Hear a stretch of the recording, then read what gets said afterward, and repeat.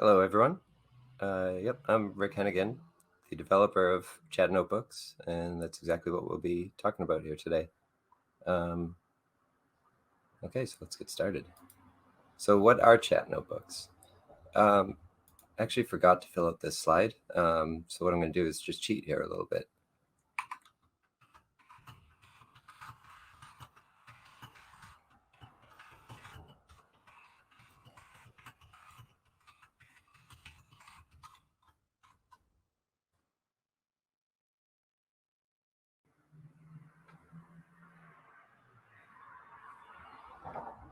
So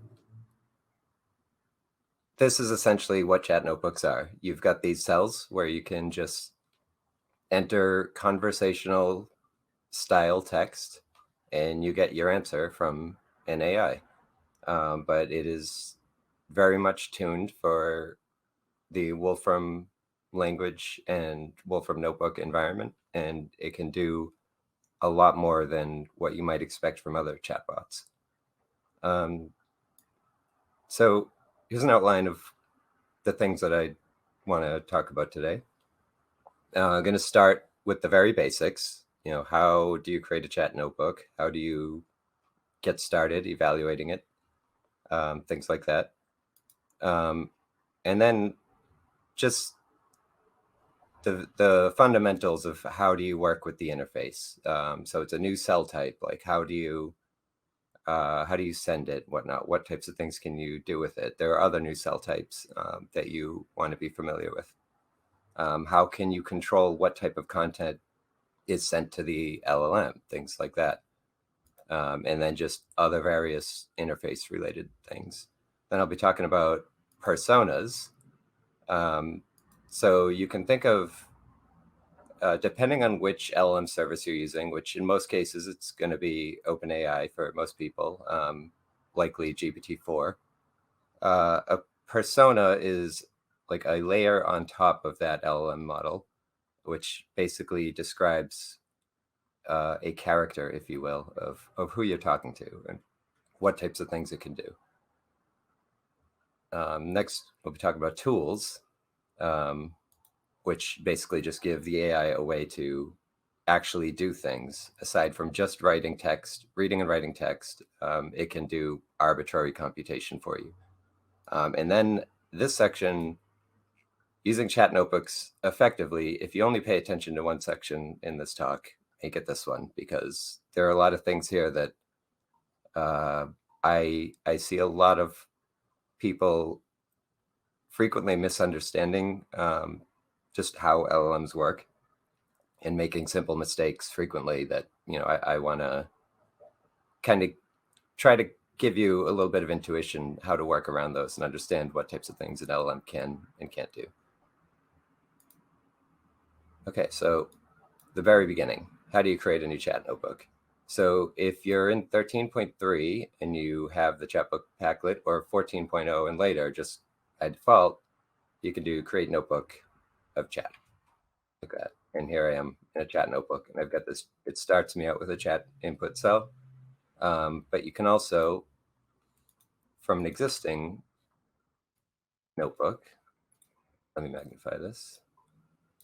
So this is not a chat notebook. This is just a regular notebook, but in the default toolbar here, there's chat notebook settings up here. If you click that and enable AI chat features, this is now also a chat notebook.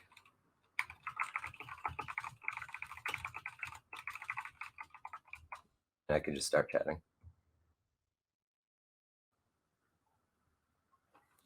I'm going to abort that because I don't want to wait for it. And so if you've downloaded this notebook, you might want to follow each of these links. I have a few of them throughout the slides that just go into more detail about each of these things. So when you're in a chat notebook, when you create a new one, it starts you out with that chat input cell. But to create one, a new one, if you just start typing normally, you'll get an input cell. That's not going to send a chat. So you use the single quote key, or the cell insertion point menu. or from the toolbar, just any of the usual ways that you would insert a cell of a particular style. And you send it same way you would a regular input cell, Shift and Enter, or Shift Return if you're on Mac. So if you haven't used chat notebooks before or any of the LLM functionality in Wolfram language, you will get a dialog like this one the first time you evaluate it. And it's going to be asking you, by default, it'll use OpenAI because that's just the default setting we have. You can set it up to use other services, but you'll need an account with one of these other services to actually get responses from an AI. It's such a huge, massive thing. It's not something that could run on your local computer, at least a model at this scale. So, there's, for the foreseeable future, that there's going to be some reliance on some external service to get this sort of chat functionality. So if you haven't done this yet, hopefully it's self-explanatory. You go to OpenAI, you sign up for an account, get an API key, paste that in here. If you've downloaded this notebook, just follow this link here, and there's a more detailed help page to show you how to do that. So now I'm going to talk about how should you talk to the LLM. So one thing I see a lot of people doing first time they evaluate one of these things is they think of it as like Wolfram Alpha, something like that, where it is, yes, okay, I understand it accepts natural language, but they still write their inputs as if it's like a search query or something like that. And first 100 primes, what does that mean?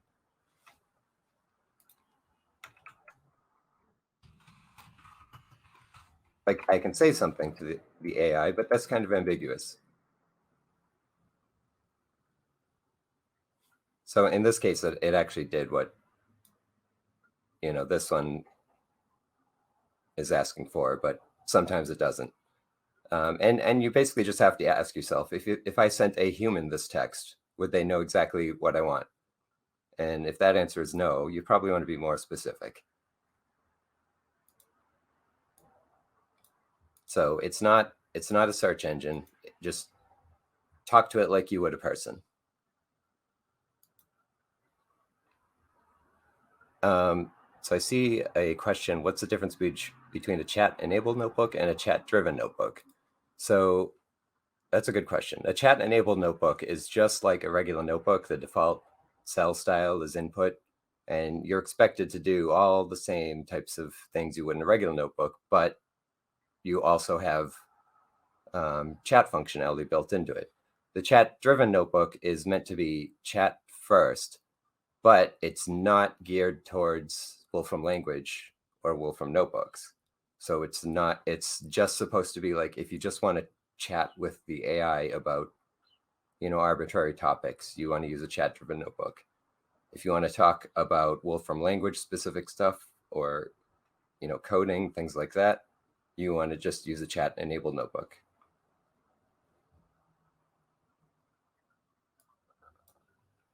Okay, so when you send a chat input, so this text here, can you plot that for me? When I hit Shift Enter here, it's not just this text that's being sent. So, if that were the case, it would say, what do you mean by that? So when you send a chat input, it looks above the cell and grabs whatever's above it as additional context. So when I say, can you plot that for me? You can see that, I evaluated this input and got that output.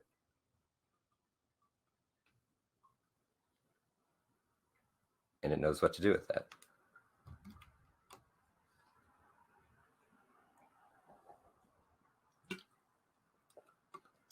So it gave me a little bit of a spoiler there for what I'm going to be talking about later, but that's just to give you a sense of what gets included. Rick, can we bump up the magnification just a tiny bit? Sure.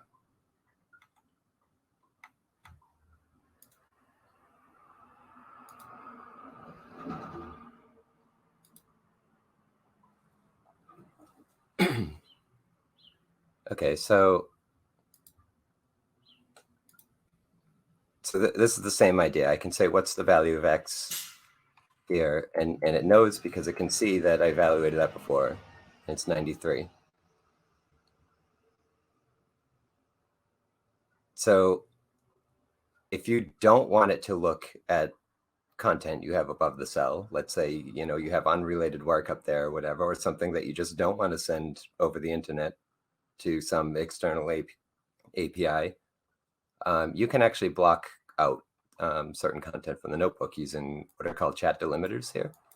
So let me actually just remove that one. So if I was starting out like this, and I want to hide all this content, everything above here from the AI, I enter a chat delimiter cell, which is this tilde key, which on US keyboards is like the top left. And this actually blocks, it'll grab everything going up to that cell, but no further. And actually, one thing I want to show here is when you mouse over the chat input cell, this actually doesn't magnify, so maybe you can't see it. But if you look on the right on the cell bracket, the little blue highlighting that appears when I mouse over, that shows you what it's grabbing for context. So I'm not sure if you can see that, but if you've downloaded this notebook and you're trying it on it, and that's a 14.0 plus feature, I believe. But this one here, you can see when I mouse over it, there's only the blue highlighting for this cell and nothing above it.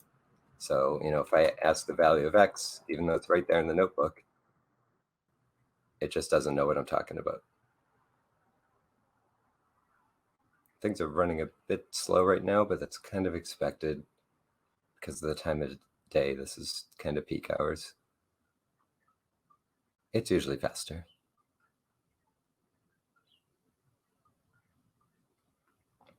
Yeah, so the AI doesn't know what I'm talking about here. Okay, so now, what if there's just one cell I want to hide? Oh no, it knows my secret. That's no good. So there might be a mix of things in here that you do want it to be able to read. Like, let's say you have a big notebook going and you want it to have the context of, what you're currently working on. But let's say you also have some, let's say like an API key or something, or username and password where you're logging into some service. You just don't want to send that to some external API. So what you can do is in the cell bracket and the context menu is an include or exclude from AI chat. So if I do that, again, this is something that doesn't magnify, so maybe you can't see it, but the cell bracket turns red. That means that the AI doesn't see it. And when you mouse over it, you'll see this little icon indicating that that's hidden from chat. So now when I mouse over this, I can see that the blue appears for this chat input cell and only this text cell. I've actually hidden all these other ones from chat, so it can't see those. So when I say, what's the secret code? All it sees is this cell, actually.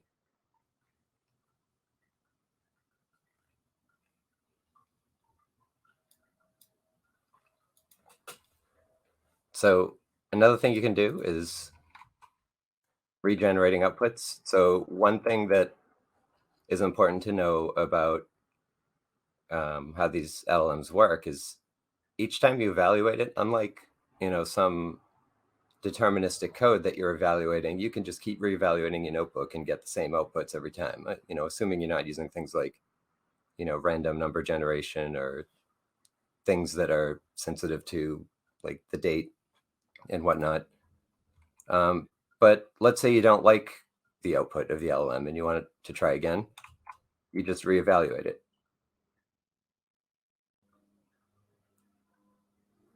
Yeah, I don't think that's very good either. Well, let's compare it.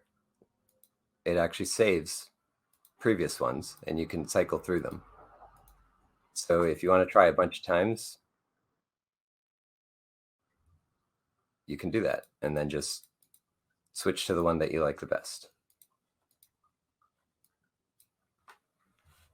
So another thing, a lot of times you'll ask for something and then you quickly realize that the AI just totally misunderstood you and it's It's just going on and on about something you don't care about, and you don't want to waste that time. So what you can do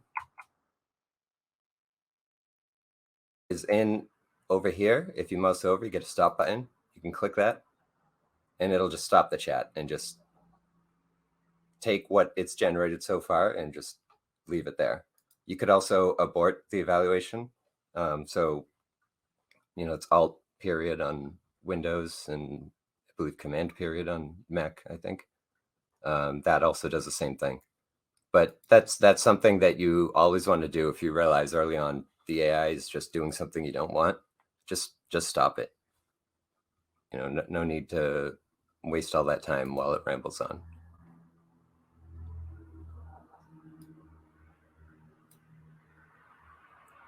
Okay, so now let's start talking about how this can be useful for you. Getting the AI to write code for you is a very useful thing. So here's some code it wrote for me. Now, how can I use that? I could select it and copy it, but there's some features built into here to make it a bit easier for you. So when you mouse over, and again, this is yet another thing that doesn't magnify, unfortunately, but you get 3 buttons here. First one will grab the contents of this little code block here, insert it in a new input cell below and evaluate it. This one just inserts it below, so if you want to modify it, and then copy to clipboard, which everyone knows what that means. So I can just take that code here, create a new input cell and evaluate it, and I'm on my way. Another thing you can do if you've set up the external evaluator system on your machine, any language that's supported by that, which there are a bunch, you can take code written in those languages and just evaluate that as well. So yeah, and you can see the icon. It's actually a little bit different here, showing that it's another language. And that just creates an external evaluate cell. And that actually has no output, but it did evaluate.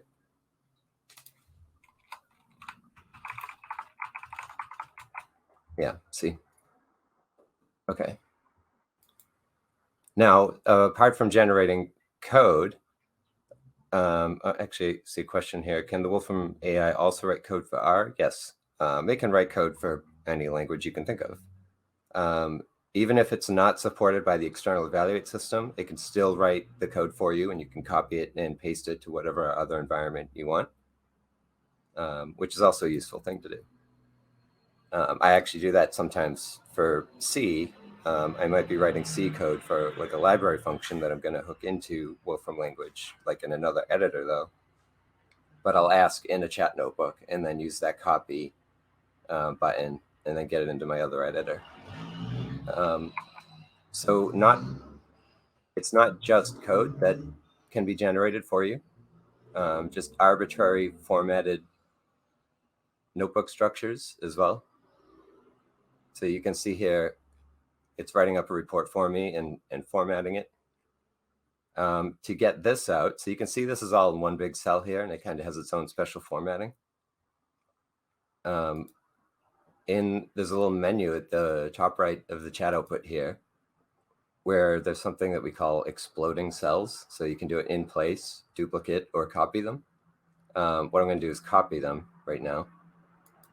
And what that does basically just converts them to regular notebook cells with, the type of formatting that you're used to. So this is what it wrote. And I got regular section cells here, formatting, subsections, all that stuff. And it can do a lot more than what you just see here. It's just what it happened to write this time.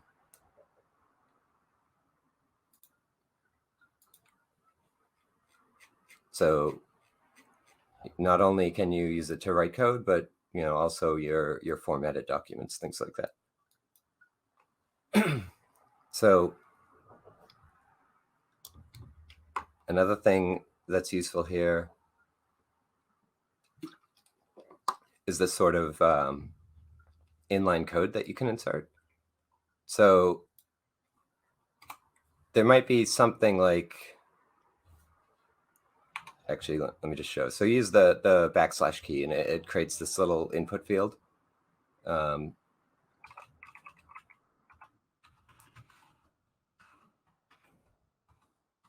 Now, when I evaluate this, what this box does is this evaluates in place and basically inserts into the text that the AI sees. So the AI never sees this code, it just sees the result of this.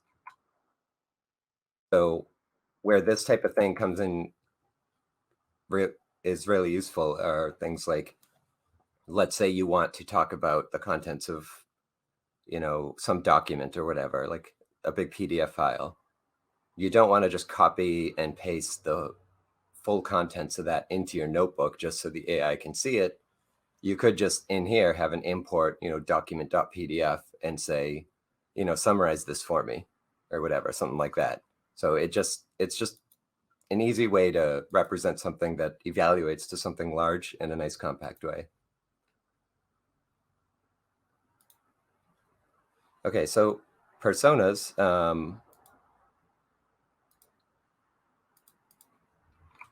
that's effectively who you're talking to. So the default one is Code Assistant.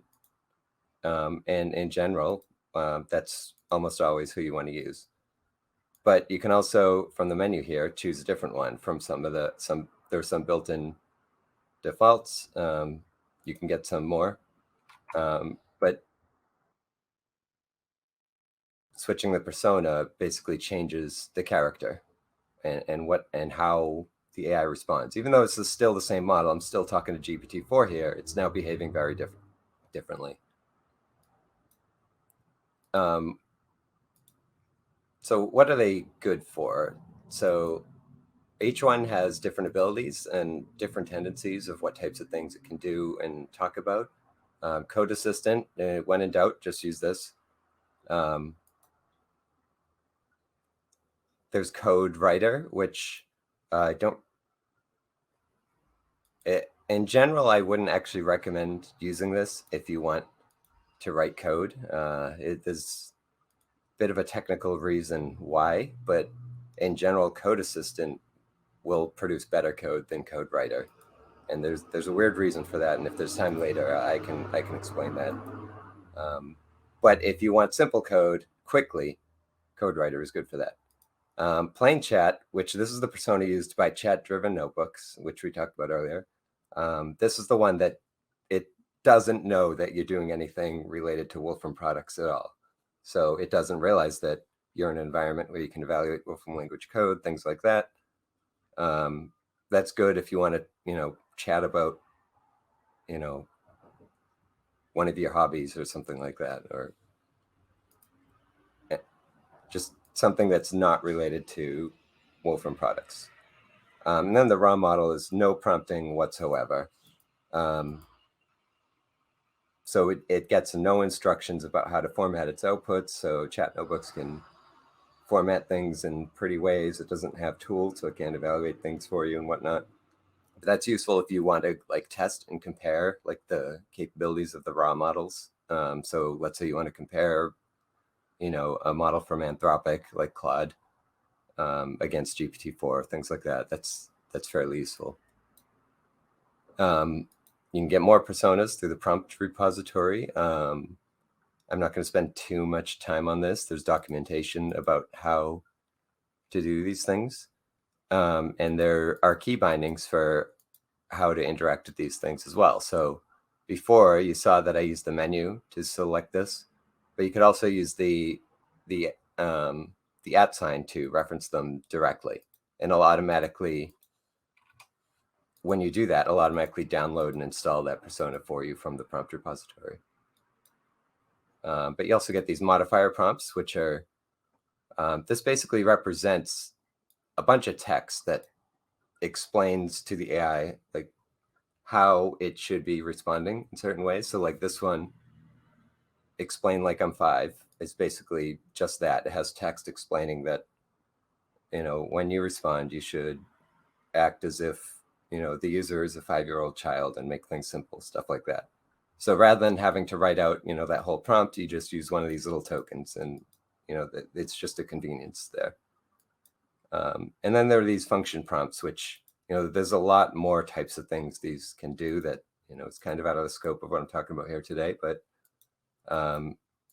again, go through the documentation, view the prompt repository, and and get a sense of what these things can do, because they're pretty powerful.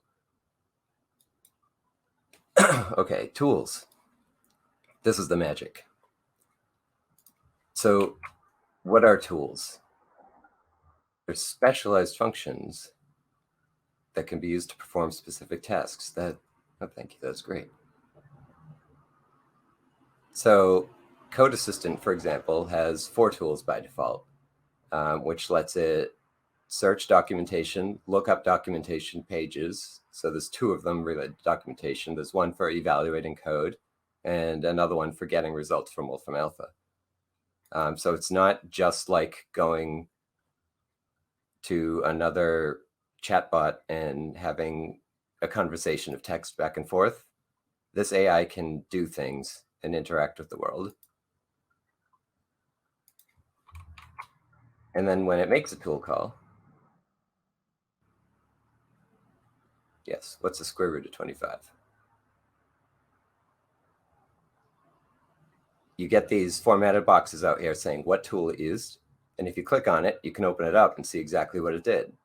So you can check the work of the AI if you want to. I'm not sure if people probably heard about the term hallucination with regards to LLMs. They frequently can confidently make up answers that sound plausible, but they're not.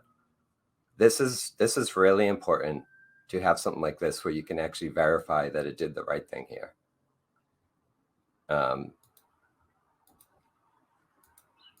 And I believe there's going to be a talk tomorrow, I think, about the Wolfram language representation of these things as well. But these are LLM tools under the hood.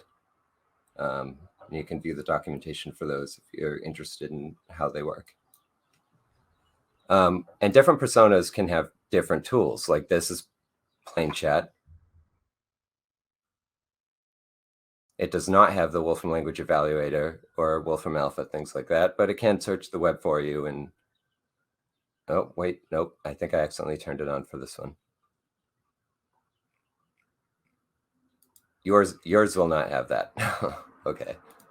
So I can say, show me a picture of a funny cat, where Code Assistant wouldn't know what to do with that prompt. But this one does because I gave it a web image searcher tool.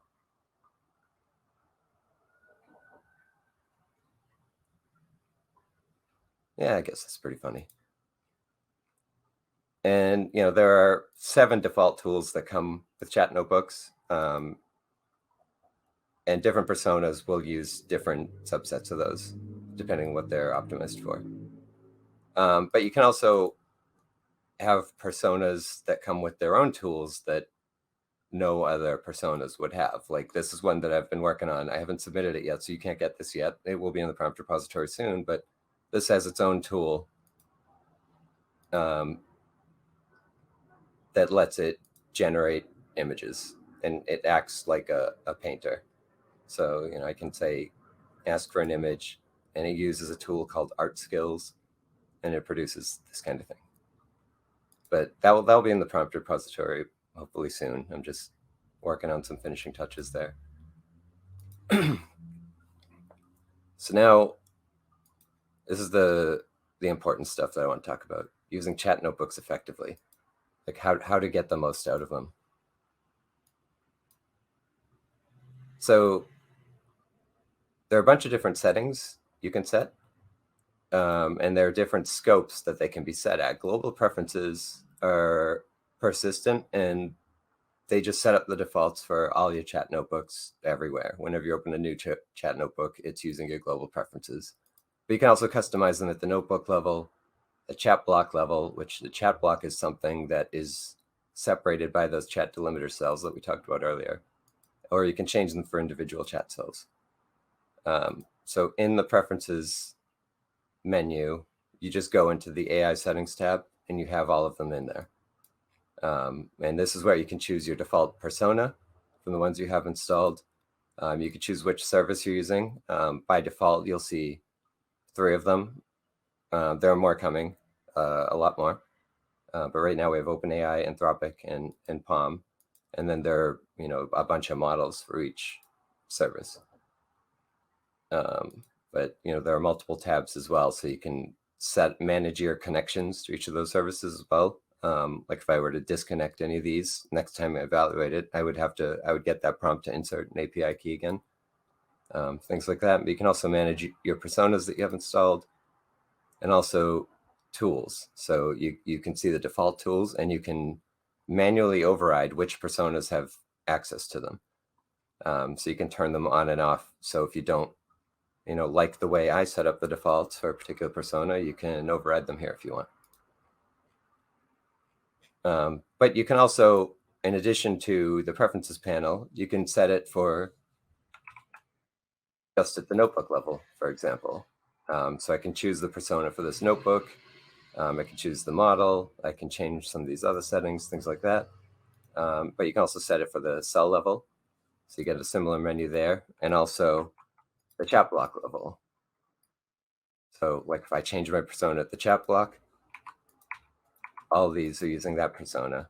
But if I start a new one, it doesn't apply down here. So that's how that scope works.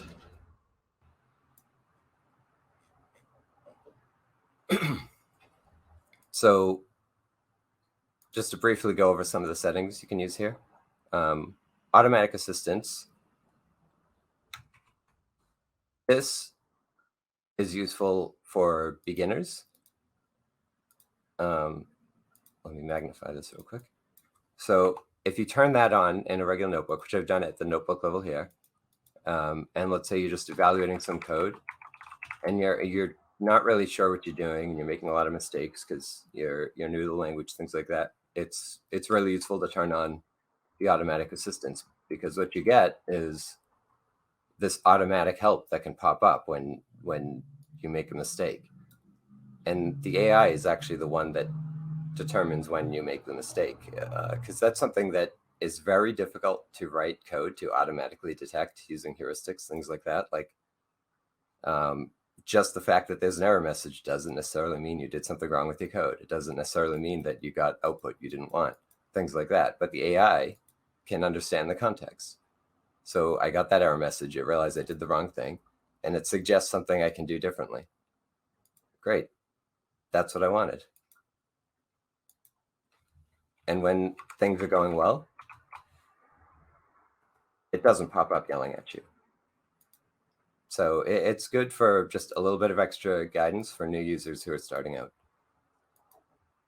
And some of these other ones, I've talked about services and models.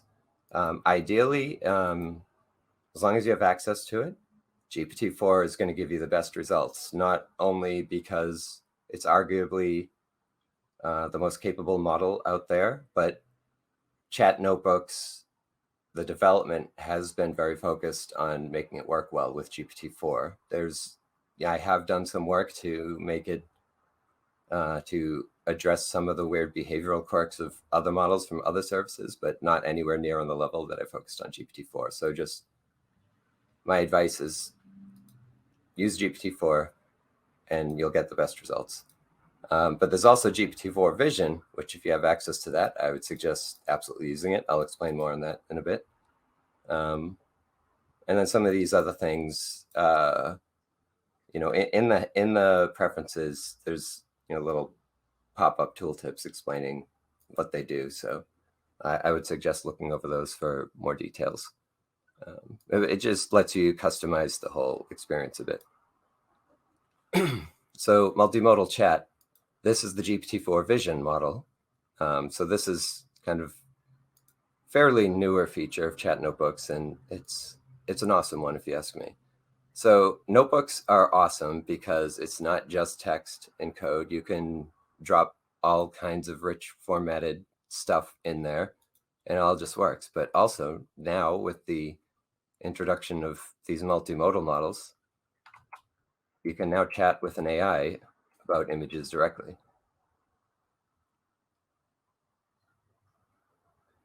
So the AI knows that that's my cat taking a nap. But it's not just pictures, like images that you paste in the notebook. So things that have, box representations that render as graphics, for example. it gets an image representation of those as well.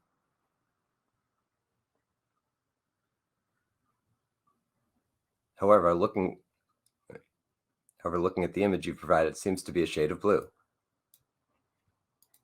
Pretty cool.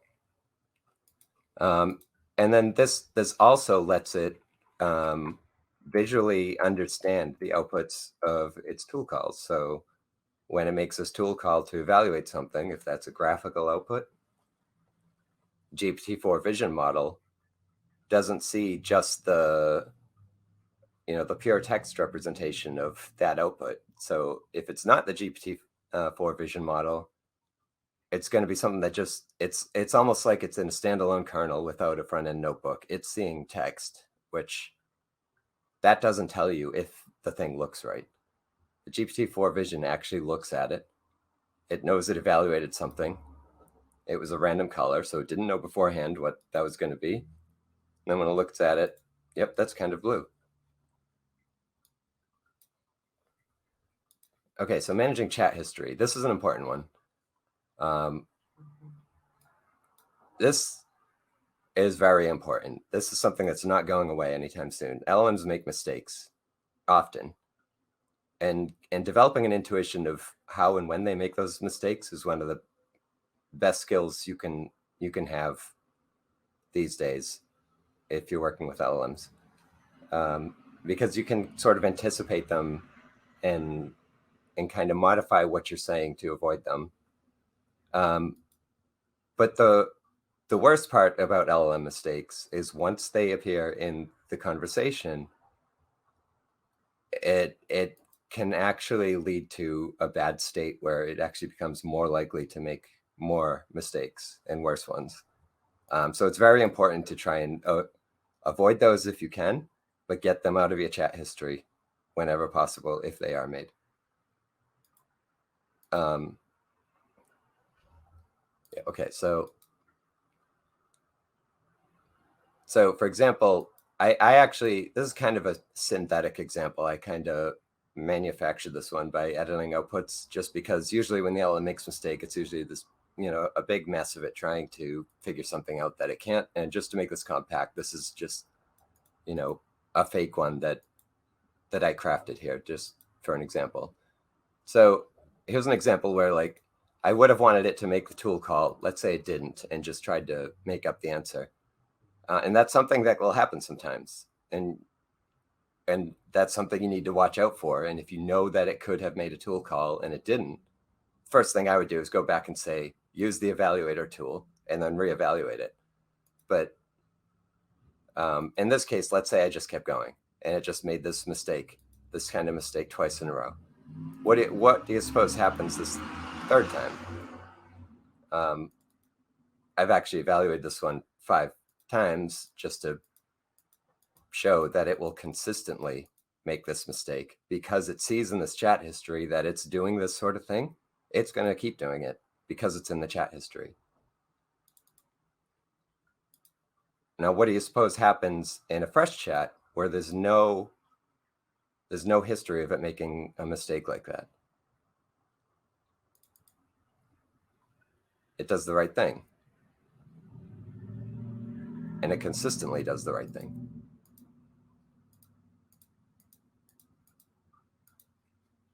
So this is important.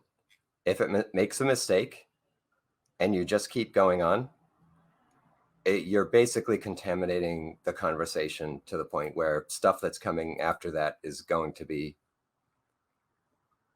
in many cases, useless. So you need to figure out when that happens and cut it off. Either start new context, fix the mistake, regenerate it, things like that. So why does this happen? We saw in the second example, it knows how to get that result correctly. I asked the exact same thing in that first conversation, and it consistently did the wrong thing. So there's something called few-shot learning with LLMs. It's a very powerful and effective technique for guiding the LLM to generate certain types of responses. And here's how it works. So there's like I said, there's going to be a talk, I believe, tomorrow about how to use this stuff programmatically, but this is sort of like the Wolfram language representation of a chat notebook conversation, essentially, right? So I have these messages. So from the user, me, I'm saying hello, and I made this up. I didn't let the AI generate this. I just created a message here from the assistant saying hello backwards. And then my next one, I have another message, and the AI, which again, I crafted this message, is just that string backwards.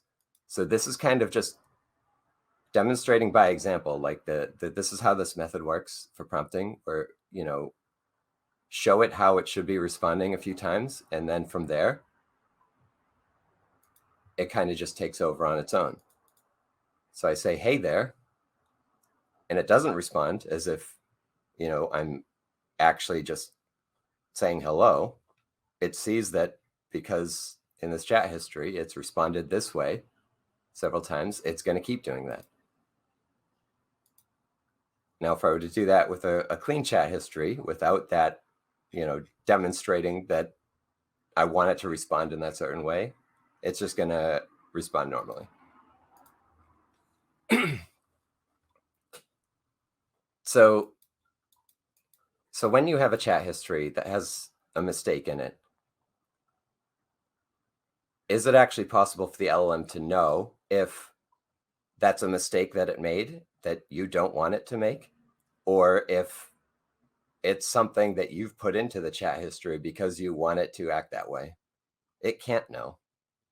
It has no way of distinguishing that. So when you have mistakes in the chat history, yes, it's the LM's fault, but too bad. If you're still sending that in new chat inputs each time, it's effectively the same thing as telling the LLM to keep making that mistake.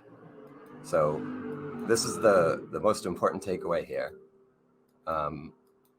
If the LLM makes a mistake, just get it out of the chat history. So, and these are just some of the strategies for how you do that. So because you kind of get randomized outputs every time, just try evaluating it again. Maybe the next time it'll do what you want, and that's great. And then from there, you just carry on. Usually what I would suggest is the second thing here. Or no, sorry. No, with this part here, preferably after editing your prompt. So if it didn't do exactly what you wanted, reword your chat input slightly, making it more clear exactly what you wanted. If you wanted it to make a tool call a certain way and you know that, just say so. Don't expect it to read your mind ever. If you're asking it to do something that you know is in the language, but the AI is kind of making up symbol names and you know it should be using something different, tell it to search documentation first, and you'll get much better results. Things like that. Again, developing an intuition for this stuff is how you're really going to get useful results out of it. You know, if you just jump into this and just try a few things and it does something dumb a few times, don't think that it can't be useful to you. I would suggest spend a bit more time experimenting with it and understanding what mistakes it makes when, and then you kind of just get in the habit of writing your inputs in a way that avoids them. But yeah, that's the most important thing that I think people need to know. So moving on to another topic are system messages. And this is something that doesn't apply to all service providers. This is kind of an OpenAI specific thing.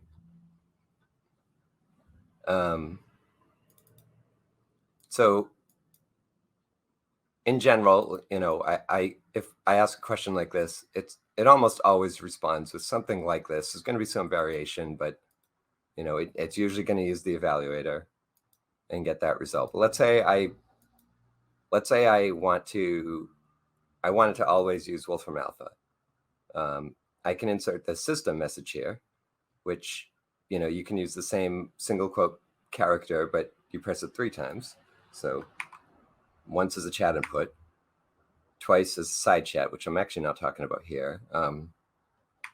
But third one is the system message. So this is like a chat input, but it basically carries more importance for the LLM. It'll pay special attention to these.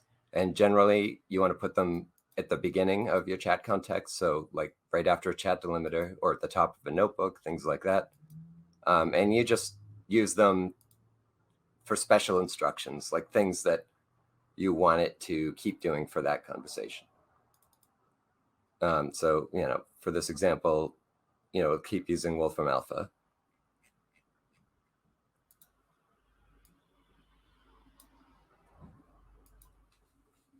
And so I think I'm kind of on time here. But yeah, thank you. Those are the things that I wanted to talk about. There are some additional resources here that I want to point out. This tutorial page and documentation, which I've linked to in a couple other of the slides here. This has a lot of the same information that I showed, with a few more details that you might be interested in. Another thing that I want to point out is Chatbook, which is the name of the Packlet that powers Chat Notebooks, by the way. That's on GitHub. And it's open source. And if you want to participate, contribute in whatever way, I encourage you to do so.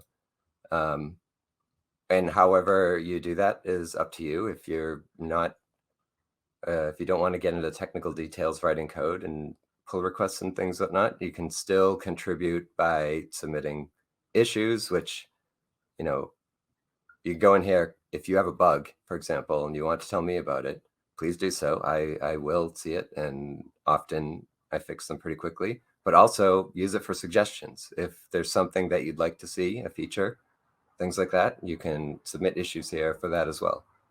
Now, I will read them, and often you can get your ideas into the Chatbook source.